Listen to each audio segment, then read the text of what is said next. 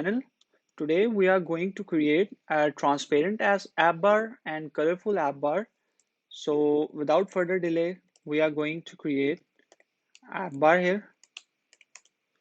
And in app bar, we are going to give it an elevation of 0. We'll be given leading icon button. And in icon button, we are giving it an icon, icon start. There are so many icons.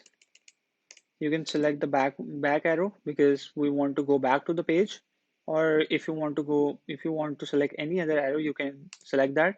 And in this you can also give it a color. I'm giving it colors.black for now, and let's reload it. Now you can see there's a blue color background by default. So for keeping it transparent, we are going to give it a background color, colors dot transparent, and you will see the app bar will be transparent and will be according to the color what's in the background of main body screen.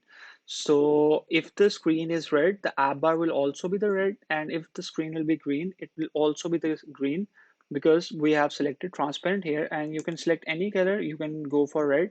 You can see how beautifully it is designed, and you can go for green as well.